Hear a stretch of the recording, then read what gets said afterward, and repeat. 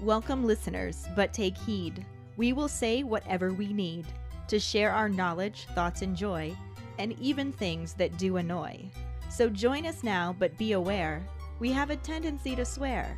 We'll dial it back a little bit. But frankly, we don't give a shit.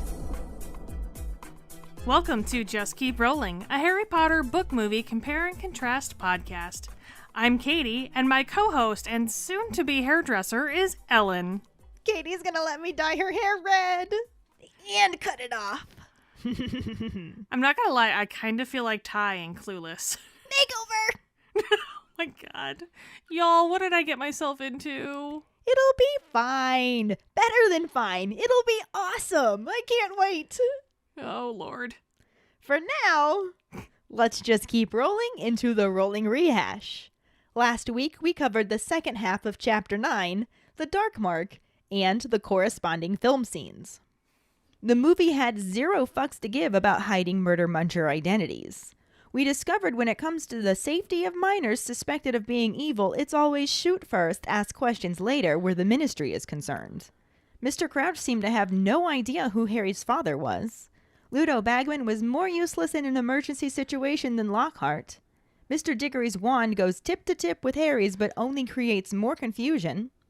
Mr. Weasley once again showed himself to be one of the most decent people in the entire series, and the lack of a passed-out house elf in the woods in the movie meant no one got to see the beginnings of SPEW or Crouch's Limp Winky. Which, when you guys get to the bloopers, you'll understand what that reference is. Mm-hmm. During episode 72, Murder Munchers, our Potter Pondering was, what are your thoughts on how the movie just flat out showed us who conjured the Dark Mark, rather than giving us a scapegoat like Winky was in the book? Max said that he feels like they didn't want to deal with the house elf politics. He doubts they'd want the responsibility for the conversations that would start. Mike said he's not a fan, he just doesn't like change. But also not a fan because it took away a lot of the mystery and just had some dramatic irony, which can be good but not really in this case. He thinks a lot of it was just trying to give David Tennant more screen time, and as much as he loves him as the Doctor and in other stuff, the character here just didn't justify that much screen time, or at least that much screen time in David Tennant shape. Oops, spoilers. It really felt like he was being shoehorned into the movie. Also, the secondary characters who were removed makes for a simpler, less compelling story, and he thinks the way it was shown in the movie versus the book really shapes the characters involved in different ways. Like, Crouch just looked insane/scary as opposed to also kind of racist, and Harry looks dumber than he actually is, which he finds is the case for the movies as a whole. Juliana loves the mystery of who conjured the Dark Mark during the book. The movie gave us a blatant answer for who did it. But they probably decided to give David Tennant, swoon, more screen time because he's a prominent actor. And she likes how Crouch also called Harry out for conjuring the mark without taking a second to consider who he was talking to. That panic and fear didn't really come across in the movie. Yeah. And I agree that it was all about giving David Tennant more screen time. Which, I mean, I'm not going to argue with normally, but... Right. Wish they could have found a different way to work that in. Yeah. Dave said he never liked how in the movie where Crouch just runs up and says they caught Harry at the scene of the crime and accused him of making the Dark Mark for no reason at all. Then, when they say it couldn't have been him, he was just like, oh, okay, like it was no big deal. He feels the same way about the book. It was all, oh, your wand is the one that made it. You're guilty. Then, oh, it was Winky.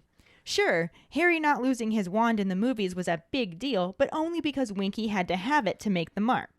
But obviously someone else could have made the mark with another wand, so it wasn't really that important overall.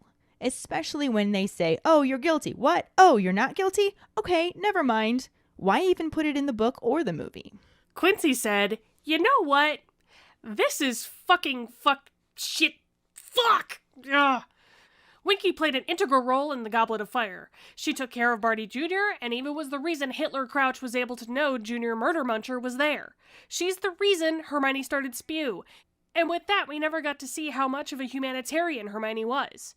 Instead, we got some bullshit crowbarred line in Deathly Hallows Part 2 where Hermione looks at the chained-up dragon and simply says, "That's barbaric!" But I'm getting ahead of myself. You know what, Newell?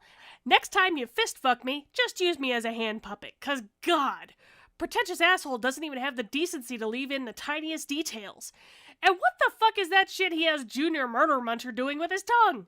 He looks more like a crackhead rather than a murderous lunatic. The dumbest shit I have ever laid eyes on. Buckle up, you guys, because Newell is about to crowbar a buttload of Abraxian shit and call it chocolate pudding. By the way, I'm going to rename the movies Harry Potter and the Angry Actors. Because, why the fuck is everyone so damn angry in this montage? The whole pace of this movie is fast and angry, and it's giving me anxiety. Fuck Newell! I need to recover now. Right? Jackson said, just like Quincy, don't even get him started. This is just one of several important plot points that were left out of this movie. Winky being the scapegoat doesn't just leave who conjured the dark mark a mystery, but it's an important foreshadowing of the whole Barty Crouch Jr. plotline. Winky and the duty Crouch Sr. placed on her to watch over his son is an important part of the story. Kristen said it was one of the many things about the film that are just wrong. It lacks any finesse. I agree. Mm-hmm. Robert also had a rant, saying, nope, fuck you. You done fucked right the fuck up, Newell. How the fuck you gonna spoil your own fucking movie? He thinks for a director to film an adaptation, they need to read the whole series 4 times in their own language and in UK English, then give a 2 rules of parchment essay explaining that they know how to do it right.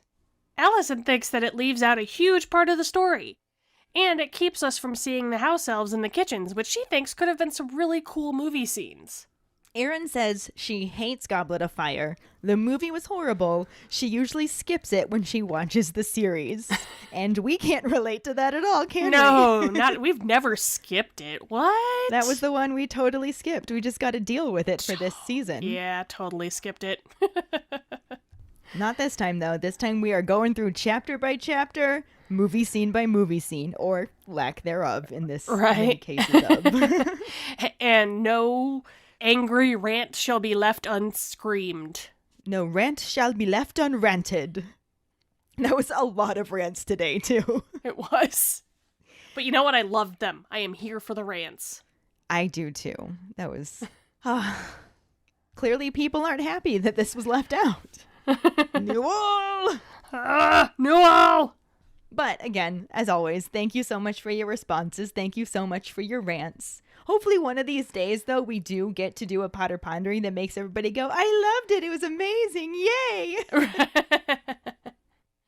Yeah, I'm not going to hold my breath. So there's that. Our trivia question last week was, what does the number 12 position on the Weasley clock say? The number 12 position on the clock says mortal peril. And congratulations goes to Max Nash and Mike Riley. What? According to Facebook, they both answered the question correctly at 8:02 p.m. Eastern Standard Time.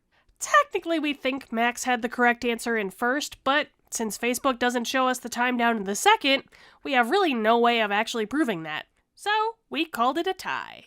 Yeah, I am like 98% positive that I saw Max's time say that his was answered 3 minutes ago when Mike still said 2 minutes, but then Mike's updated to say 3 minutes ago as well. Yeah. Like within seconds. So they were so close together, and there's no way for me to check that for sure. So it is what it is, and they tied. They did. And they're just, man, keeping us on our toes and everybody else with this. Right? Dave was again just minutes behind, but his internet seems to delay his actual access to the post. He needs some kind of upgrade to keep up with Mike and Max. Especially since Max literally reads the chapter before the episode drops and highlights possible trivia answers in preparation. Those boys are on it. They take this shit seriously. Yeah. It's a little ridiculous, but I can't wait to see who gets it next week. For now, let's just keep rolling into Chapter 10, Mayhem at the Ministry, and the corresponding film scenes. Wait, there are no corresponding film scenes. Well, good night, everybody. No, don't go anywhere. You still have to help me do the episode. Oh, shit. All right. How about you read one half and I'll read the other half? Done. When I stop, you start. Deal. Chapter 10, Mayhem at the Ministry. Mr. Weasley wakes them up after a few hours and magically packs up the tents so they can leave as quickly as possible. They pass Mr. Roberts, who looks a bit dazed and wishes them a Merry Christmas. Mr. Weasley insists that he will be all right after a while. They just had to make him forget a really big thing. There's a big group of people waiting urgently for their port keys, and after waiting in line, they're able to take an old rubber tire back to Stoat's Head Hill before the sun has even risen, and walk back through Ottery St. Catchpool to the Burrow.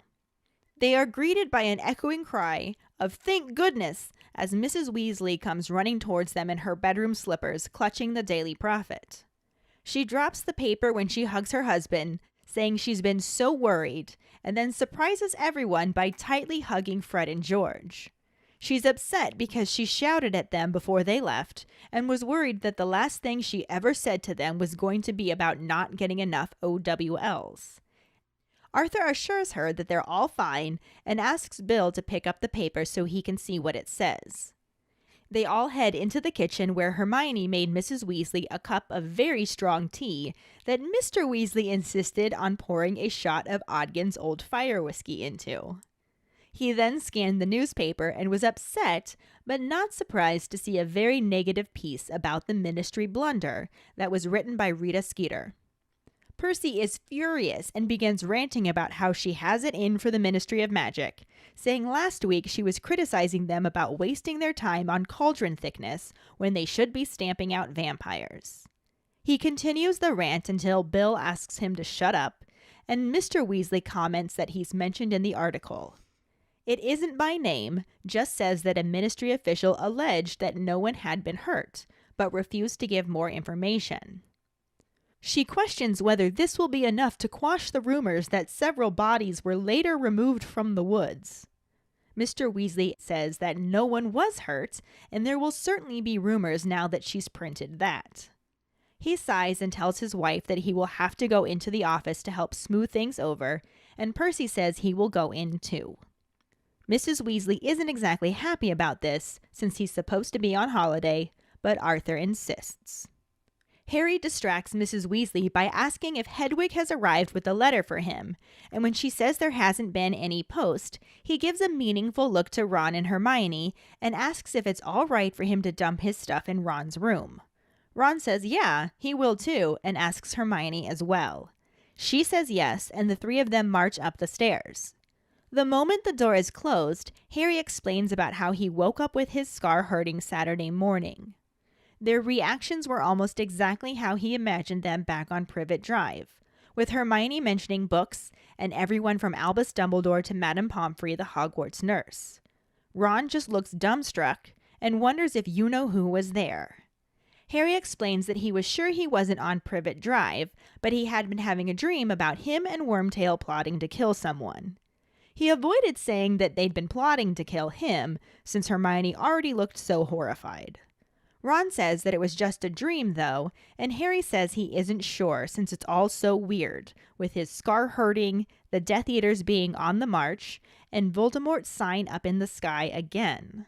Ron asks him not to say his name, but Harry just continues on, reminding them about what Professor Trelawney had said about the Dark Lord rising again. Hermione doesn't think he should listen to anything that fraud says, but Harry insists that this time was different, that he'd managed it because his servant was going back to him, and that night Wormtail escaped. They all fall silent until Hermione asks Harry why he asked about Hedwig. He explains that he had written a letter to Sirius, which seems to comfort Ron. Harry is concerned that he hasn't heard back yet, and Hermione points out that they don't know where he is. He could be in Africa somewhere, and Hedwig isn't going to manage that trip in a few days. Harry says he knows, but still feels worried, and Ron suggests playing Quidditch to distract him. Hermione doesn't think he'll want to, but Harry likes the idea and says he'll go get his firebolt. Neither Mr. Weasley nor Percy are present much over the next week. Percy says things are in absolute uproar because people keep sending howlers, which explode and keep setting fires on his desk. Ginny wonders why they are sending them, and he explains that they are complaining about the security at the World Cup and want compensation for their ruined property. Mrs. Weasley glances at her grandfather clock in the corner with 9 golden hands and words instead of numbers that show where everyone is. 8 of the hands are pointing towards home, but the longest hand is still pointing to work. She sighs about how hard they are making him work, and Percy says that he feels like he's got to make up for his mistake at the match. He upsets his mom by declaring that it was a tad unwise for him to make a public statement without clearing it first, and she cuts him off to tell him not to blame his father for what that wretched Skeeter woman wrote. Bill points out that if Dad hadn't said anything, she would have said it was disgraceful that nobody from the ministry commented because she never makes anyone look good. While everyone occupies themselves in the living room, Mrs. Weasley then notices that Fred and George are huddled in the corner, whispering over a piece of parchment, and asks what they are up to. Fred tells her that it is homework, and George confirms this, saying they've left it a bit late. Their mother says they better not be writing out a new order form, and Fred gives her a very pained look, saying, "Now, Mum, if the Hogwarts Express crashed tomorrow and George and I died, how would you feel to know that the last thing we ever heard from you was an unfounded accusation?" Everyone laughs, even Mrs. Weasley. At this point, Mr. Weasley's clock hand moves to traveling and then lands on home. They hear him in the kitchen, and Mrs. Weasley hurries out of the room to greet him. A few moments later, he joins them in the living room with his dinner on a tray, looking exhausted. He tells them that Rita Skeeter has been looking for more mess-ups to report and has found out about Bertha going missing. He says he's told Bagman he should just have sent someone to look for her ages ago, and Percy pipes up that Mr. Crouch has been saying that for weeks. Mr. Weasley irritably says that Crouch is lucky Rita hasn't found out about Winky, or all the headlines would be about the house elf caught with the wand that conjured the dark mark. Hermione says that Mr. Crouch is lucky no one at the Prophet knows how mean he is to elves, and Percy insists that a high-ranking ministry official like Crouch deserves unswerving obedience from his servants. Hermione interrupts him to say he means slave, because Mr. Crouch didn't pay Winky, and Mrs. Weasley sends them all upstairs to make sure they have all packed properly. They head back upstairs, and Pigwidgeon begins to excitedly twitter and zoom around his cage. Ron tosses Harry some owl treats to give him, and hopefully shut the little owl up. As Harry pushes the treats through the cage, he expresses his concern that Sirius hasn't responded, and it's been over a week, worried that he may have been caught. Ron assures him that it would be all over the Daily Prophet if they had, and points out the stuff his mum bought him from Diagon Alley. They both start to unwrap the shopping and packing when Harry hears Ron make a loud noise of disgust. He's holding up something that looks like a moldy, lacy maroon velvet dress. Mrs. Weasley knocks and enters the room, and he tries to hand it to her, saying she's given him Ginny's dress. She explains that she hasn't. They're dress robes, for formal occasions, and Ron refuses to wear them, even after she tells him that his father's got some for smart parties. Ron insists that he will go naked before putting that on, and Mrs. Weasley appeals to Harry to show him that she got him some too. Nervously, he opens the last parcel left and finds non-lacy bottle green robes that Mrs. Weasley says would bring out the colors of his eyes. Ron doesn't think those look too bad and wants to know why he can't have ones like that. She tells him that there weren't a lot of options because she had to buy his second-hand, and Harry looks away, thinking about how he would willingly split the money in his vault with them, but knowing they would never take it. Ron again refuses to ever wear the dress robes, and his mother snaps for him to just go naked. She tells Harry to make sure to get a picture because she could do with a laugh, and leaves the room, slamming the door. They hear a funny spluttering noise from behind them, and wondering why everything he owns is rubbish, Ron has to go help Pigwidgeon, who is choking on an owl treat. So this chapter kind of falls back into some of the rehashing of the previous stories, despite being further along in the book. So some of the information left out makes sense since it's just a recap. Yeah. I mean, ultimately nothing too important to the plot happens, so we're just going to discuss the chapter and talk about what we would have liked to see and whatnot, because that's what we do. It's what we do. It is. It's what we're here for. Personally, I wish we could have seen this, but I understand. Yeah. Why it was cut out. Like, it really was just filler. It was a hell of a jump, though. True. I mean, I know we haven't yet talked about what it jumps to, but... Yeah. I liked getting to see the natural flow of events. Yeah, it would have been nice to see Molly's reaction to them coming home. It would have been nice to see Molly. Well, there's always that. It's always nice to see Molly. Right? I mean, that's just facts. But in the chapter, they're still at the campsite that was not destroyed. And they get a few hours of sleep, and Mr. Weasley wakes everyone, packs the tents using magic because he's just completely given up trying to be a muggle. Well, yeah. Understandably, all things considered. And as they're leaving the campsite, they pass Mr. Roberts, who looks quite dazed, and wishes them a Merry Christmas. Which, I mean, we never met Mr. Roberts in the film to begin with, so that would have been weird. Right. But it would have been really fun to see. I'm not gonna lie. And honestly, I mean, they would have had to include the part where they're checked into their tents. Mm-hmm. But they could have easily incorporated the murder munchers actually fucking with muggles instead of just setting shit on fire. True. It would have actually been a little bit more magical to have them levitating muggles. Right, yeah. It's also more fucked up. Exactly. We wanted it to be more fucked up. I know. Come on. This is the fucked up book. Why are things not more fucked up? I mean, they are fucked up in the movie, but just in different ways. Yes. No.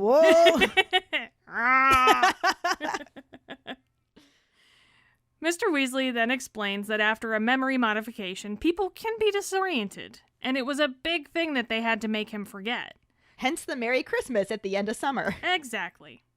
There's a large group of witches and wizards around Basil, the keeper of the Portkeys, clamoring to get away as fast as possible, which, I mean, I fucking would be too, so... Yeah, that's totally understandable. Yeah. I feel like that would be a riot in itself.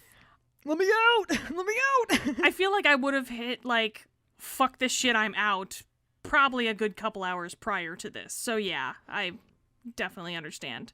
I don't care if you don't have your apparition license yet. We're leaving now. Good time to learn, fuckers. You don't need that finger. Leave it behind. It's how I taught you to swim, too. It just took you out in the middle of the lake and threw you in the water. Sink or swim time.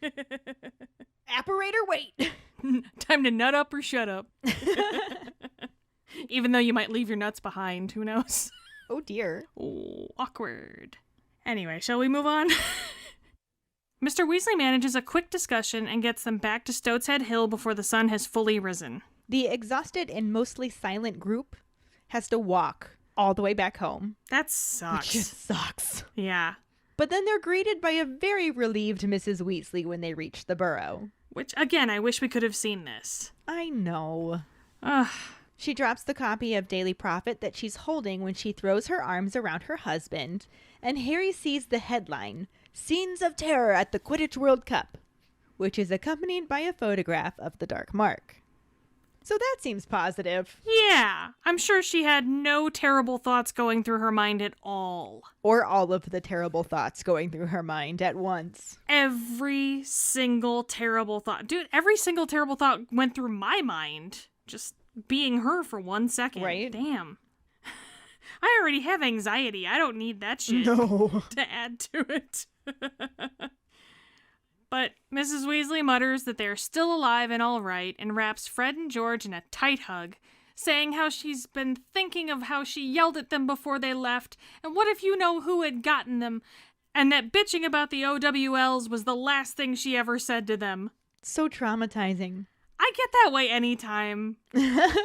I always think about the last thing I said to a person. I'm like, oh man, that sucks for last words. So I can understand her freaking out. Well, that and in general, just the idea of losing your sons would really suck, so. Well, yes, obviously. But Mr. Weasley assures her that they're all right, and they all gather in the kitchen. He adds a shot of fire whiskey to Mrs. Weasley's tea, which I love that little detail. I mean, it couldn't hurt, right? Let's get her a hot toddy. Yeah. And then he scans the article with Percy reading over his shoulder. Mr. Weasley is not surprised that the article, which paints the Ministry in a negative light, was written by Rita Skeeter. And Percy exclaims that she has it in for the Ministry of Magic. I wonder if that name is gonna be brought up later.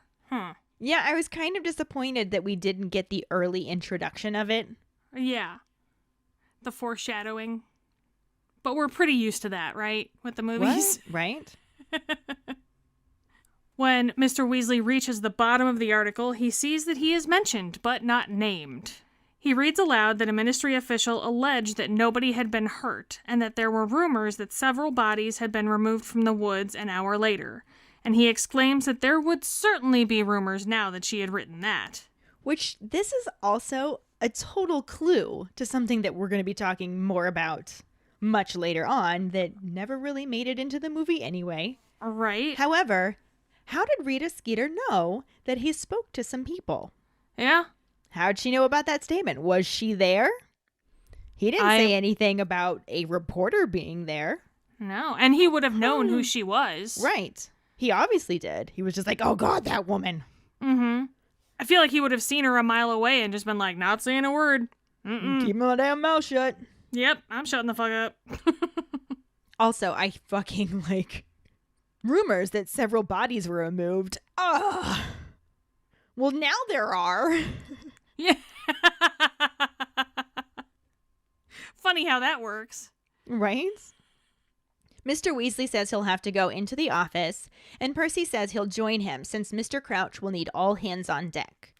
Mrs. Weasley says that it isn't his department and he's meant to be on holiday, but he insists that he made things worse and he has to go in. Did he make things worse, though? Right. What he said was taken out of context, and it wasn't the full story anyway. So, yeah, it's very much tabloid reporting, and it's bullshit, and that sucks. It's total bullshit. Harry abruptly changes the subject and asks Mrs. Weasley if Hedwig has come back with a letter for him, and she tells Harry that there has been no post. Harry, Ron, and Hermione share a look and head up the stairs to Ron's room together. When they're alone, Harry finally tells them that he had woken up on Saturday with his scar hurting again. And I love that Harry's imaginings of how they would react were just basically spot on. Right? Like, he knows his friends. Called it. Hermione starts making all kinds of suggestions of books and mentions everyone from Dumbledore to Madame Pomfrey. And Ron asks where you-know-who was because the last time Harry's scar was hurting, he had been at Hogwarts. Harry tells them he is sure he wasn't on Privet Drive, and says that he had been dreaming about him and Wormtail and their plot to kill someone. Though he does not specify that that someone was him. I mean, probably the right call, if we're being honest. Ron insists that it was just a nightmare, but Harry wonders if that's all it was, since 3 days after the dream and his scar hurting, the murder munchers show up and Voldemort's sign is in the sky again. Harry ignores when Ron says not to say his name and continues, asking if they remember what Professor Trelawney had said at the end of last year. Hermione's scared expression turns into one of incredulity, and she asks if he is really going to believe anything that old fraud says. Which, I mean, that is legitimately a fair question. She wasn't there. True. But Harry tells them again that Trelawney had gone into a real trance, and she said the Dark Lord would rise again with the help of his servant, and that same night Wormtail escaped. So this is kind of like that part of the chapter that it's just recap. Yeah. We already know this information. Mm-hmm. It would have been nice if they could have, like, maybe put Trelawney's voice over Harry, like, saying that line again to remind us of it for this movie, maybe? Something. Like, that would have been nice as a refresher, I guess. I'm not sure how they would have worked it in since none of this was in the movie. That is true. But yeah, I mean, he reminds them that he was there, he saw it. It seemed like a real prediction. Yeah. And after a moment of silence, Hermione asks if Harry is expecting a letter. He tells them that he has written to Sirius about his scar hurting, and Ron's mood lightens, and he says that Sirius will probably know what to do. Which is why Harry wrote him a letter. Right? Good call, Harry. He's disappointed that Sirius hasn't written back yet, but Hermione tells him that if he's in, like, Africa or somewhere far away, then Hedwig's journey would take more than just a few days. Which, that tracks, sure. Right. I mean, had the match gone on for 5 days, maybe he'd have had a letter, but... And he wouldn't have noticed that there wasn't a letter yet either. Right, but obviously this did not happen in the movie. We didn't see him write the letter. Mm-hmm. There's that. But he will write a letter, and we'll talk about that in the next episode, actually. Right. Once we finally get some fucking movie scenes, you know. Right. To lighten the mood, Ron suggests that they have a game of Quidditch in the orchard, and Hermione thinks Harry is worried and tired and won't want to play.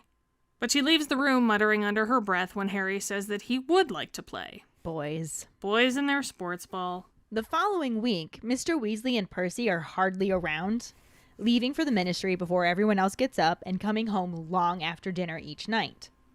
Percy must sometimes come home a little earlier than his father because in this particular scene, he's home and his dad isn't yet. But he's complaining about how busy he's been and that people keep sending howlers, which have been exploding on his desk, setting things on fire. How much do you want to bet most of them are just from Fred and George? Data tracks. Right. Just to piss him off.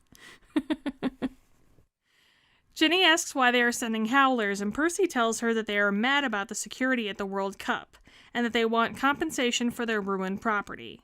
I mean, I'd be pissed off too, if I'm honest, so I can see that. Especially if you're going by the movie, because everything was just done. Yeah. It was well done, even. Crispy. It was extra crispy. One such claim from Mundungus Fletcher was for a 12-bedroom tent with an ensuite jacuzzi.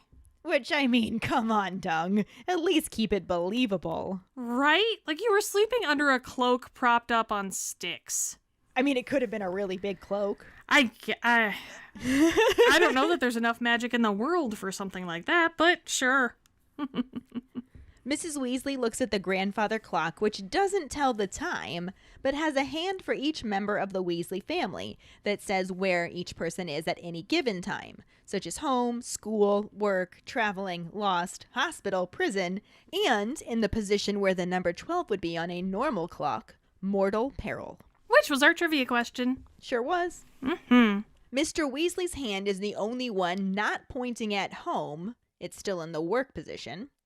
And when Mrs. Weasley says he hasn't had to work on the weekend since the days of you-know-who, Percy says that he needs to make up for his mistake at the World Cup and that he shouldn't have made a public statement without getting approval first. Mrs. Weasley yells at him not to blame his father for Rita Skeeter writing awful things.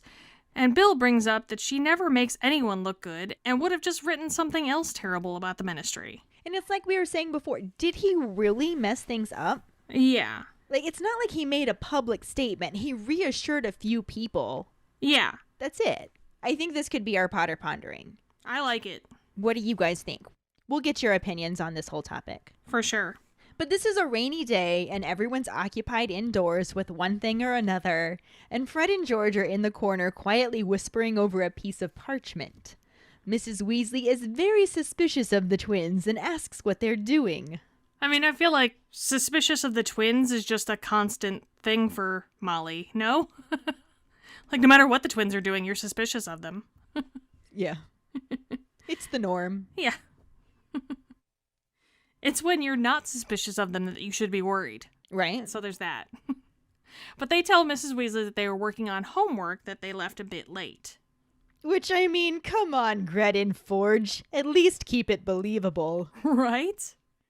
Molly certainly doesn't believe them and wonders if they aren't thinking about reopening Weasley's Wizard Wheezes. Fred asks her how she would feel if the Hogwarts Express crashed tomorrow and he and George died and the last thing they heard from her was an unfounded accusation. And everyone laughs. See, those kind of shenanigans would just be so fun to have included. Because a lot of the stuff that they did have the Weasley twins do, they were kind of dicks and less charming about. Yeah, definitely. Like, they were still lovable in the movies, I think. Mm-hmm. But we didn't get any of those, like, class clown type funny moments. I think they set them up really well in the first movie with the, honestly, woman, you call yourself a mother. And then they never really followed through with it up to 4. Yeah. They were set up to be so funny and such a great comedic duo. And then it was just left and just nothing was ever done with it. It was underutilized. Yes, definitely. But at this point, Mrs. Weasley notices that Mr. Weasley's clock hand has moved to traveling and he'll be home shortly. That has to be a really fast-moving clock hand. If he apparates, you think? It's gotta be like, zip, zip, like right away. Maybe it goes... Once he leaves the office, yeah. Like the second he starts to walk out. It's like work traveling home. Maybe. But when he arrives, he tells everyone that Rita Skeeter has been nosing around and has discovered that Bertha has gone missing. And he says that Bagman should have sent someone looking for her ages ago. Which Percy's just like, Mr. Crouch has been saying that for months. Well, of course, you know. But in the movie, there was no Bertha Jorkins. Mm-hmm. Like, that just wasn't a thing. Nope. Which kind of creates a bit of a hole that we'll get to. Not for the first time, certainly not for the last, am I right? Certainly not. In response, Mr. Weasley says Crouch is lucky that Rita doesn't know about what happened with Winky, and this starts the argument between Percy and Hermione back up about the treatment of house elves. I feel like Mr. Weasley was like, why did I say that? What was I thinking? In what world did I think that was a good thing to say? But Mrs. Weasley ends the discussion/argument by telling everyone to go upstairs and make sure they've packed everything properly. Well done, Molly. Good save. Mm-hmm. Harry and Ron make their way upstairs to Ron's room where their trunks lay open and half-packed, and Pigwidgeon is zooming around in his cage. Ron tosses Harry a pack of treats to give him to try to shut him up. Good luck with that. I mean, that's what I do with my toddler, so right? I understand. I'm a little bummed we didn't get to see the hyperactive little owl. Oh, I agree. I would have loved to have seen Pigwidgeon. Pig. Right, and Ron's response to its name. Right? It just would have been awesome. Hedwig's cage is still empty, and since it's been over a week, Harry's starting to worry that Sirius has been caught. And Ron's just like, nah, that'd be in the Daily Prophet. The Ministry would want to show that they'd caught someone. That does track. Right? And I love Ron's logic here. Mm-hmm. He didn't get enough of that in the movies. He was clever and funny at the same time. Yeah, he knew things. He's not completely just head in the clouds. He's not just the comedic relief. Yeah, not according to the movie. And that's kind of what the movie turned him into. They turned him into like a dolt, and that sucks because Ron had so much more to offer, but... Not even had so much more to offer. In the books, he literally offered so much more. Yeah, true. Very true. Newell. He passes Harry a pile of books and supplies that Mrs. Weasley had bought for him in Diagon Alley, along with his socks and a bag of gold she had gotten out of his vault for him. He then holds up something that looks like a long maroon velvet dress with a moldy-looking lace collar, wondering what it is. I am so mad that we didn't get to see this like this. Right?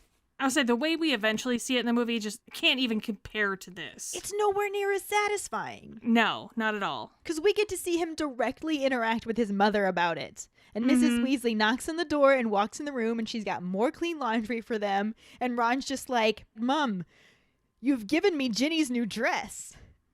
And she's just like, no, those are dress robes for formal occasions. Whereas in the movie, well, we'll talk about that when we get there. Yeah, obviously, yes. Ron says he will go mad before he puts them on. She tells him that dress robes all look like that. His father even has some. Dress robes were on his list, and she got some for Harry, too. Harry nervously opens his last parcel. Understandably. And finds robes very similar to his school ones, but bottle green instead of black. And there's no lace. No moldy lace. No lace at all. Laceless. Laceless.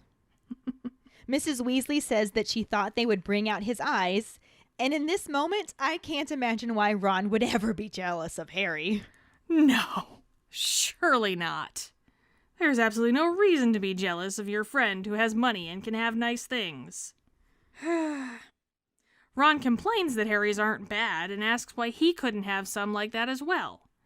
She tells him that there were limited options because she had to buy them secondhand. Harry thinks to himself that he would gladly give half of his money to the Weasleys, but they would never take it.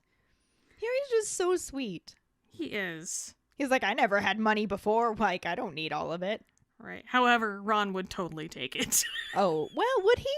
I mean... He got pretty weird about him buying the omnioculars for him. That is true. And it's kind of a theme in this movie and book, so yeah. It was definitely a point of contention for him. Yeah, you might be right. I take it back. Ron says again that he won't ever wear the robes, and Mrs. Weasley snaps that he can just go naked then, and tells Harry to get her a picture because she could do with a good laugh. She leaves the room, slamming the door behind her, and I want to slam the door behind me because we did not get to see Molly's sass. Right? Ugh. It would have actually been really awesome. Oh my god, it would have been great! Right? I would have loved to see her tell Ron to go naked. It's just so funny. Seriously. And nobody can do sass like a mom. Especially Molly Weasley. Like, come on. I just imagine, like, in the second movie where she's like, you best hope I don't put bars on your window, Ronald Weasley. Like, Yes. I'm hearing that, and I'm just... She could have done it. Oh. And then we would have gotten to see Julie Walters in the movie. Exactly. Which we didn't in this movie. And that's bullshit. That is bullshit. No. No. Moving on before I throw things. Right. So she slams the door and they hear an odd sputtering sound behind them and they turn to find Pigwidgeon choking on an owl treat. Ron angrily wonders why everything he owns is rubbish as he crosses the room to unstick his little owl's beak. Aww. Poor Pigwidgeon. Poor Owlie. Poor Ronnie. But this is the end of the chapter. And as there weren't any movie scenes, there clearly aren't any actors to talk about. I mean, we talked about the ones that are missing. You know, Julie Walters and Yeah. some bullshit is what it is. But, no. But let's just move on to the Potter Pondering. Oh, yeah. Our Potter Pondering this week is, do you agree with Percy that Mr. Weasley actually did make the situation worse by giving the unofficial statement that he did after the riot? Or do you think Bill is right that Rita Skeeter would have been nasty regardless? Find the post on our Facebook page and share your thoughts. We really look forward to reading them. This will bring us to our Sorting Hat story, which is from Mindy Perry. She is a Gryffindor. Woo! Her wand is 11 inches ashwood with a phoenix feather core and hard flexibility, and her Patronus is a fox. She writes, my mom wouldn't let Harry Potter in the house. I was dog-sitting for friends who owned the first movie. Years later, after I moved away to attend seminary, yes, seminary, my roommate had all the movies, so I watched them and I was hooked. Now my parents just let me go with my obsession. I think I would have been a hat stall between Gryffindor and Ravenclaw. I absolutely love learning, reading, and museums, but I'm also a leader of trouble.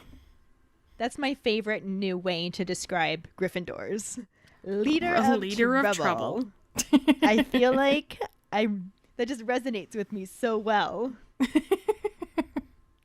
Yeah, it tracks, for sure. Thank you so much for sharing your Sorting Hat story, Mindy. I'm really glad that your parents just let you obsess now. Mm-hmm. And if any of you other keepers out there listening would like us to read your Sorting Hat story on a future episode, you can email it to us at justkeeprolling@gmail.com. Let us know your house, wand, Patronus, how you got into Harry Potter, and anything else you might want to share with us. Or you can message it to us over social media. And now the moment that everybody really just skips right to, let's be honest, the trivia question. This week's trivia question is, what was the supposed intruder at Mad-Eye Moody's house ambushed by? The prize for the first one who responds with the correct answer and the code word #OneHellOfANoise will get a sticker.